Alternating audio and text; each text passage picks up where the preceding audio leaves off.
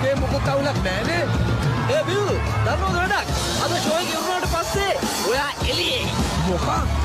මේක තමයි rock and roll.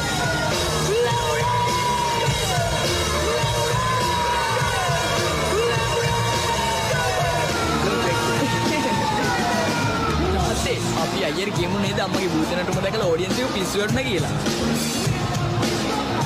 අයියා සතුටි අම්මා සතුටි. අපි දෙන්න මේක හැමදාම රහසක් ඉදිරියට තියාගමු හොඳද?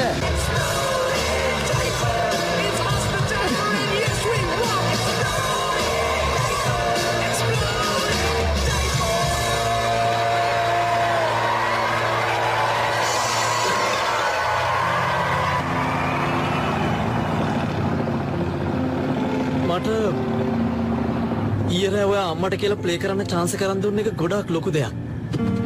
ඒක හරි. දන්නවද ඒතුවා මට නෑ. ඔව්. මෙන්න. මේ ටේප් එක ඒක ඔයා මට දෙනවද?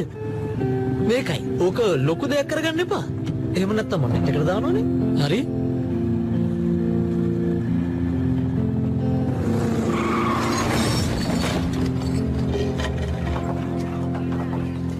දැන් ඉතින් බහිනවා.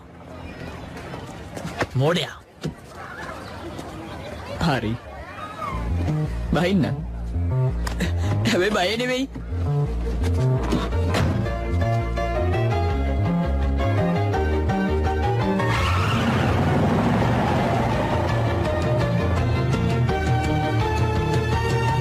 දන්නවද?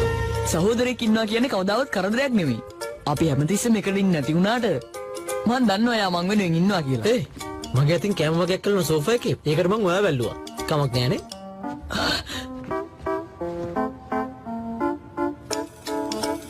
මාත් ඔයාව අල්ල ගන්නම්කෝ.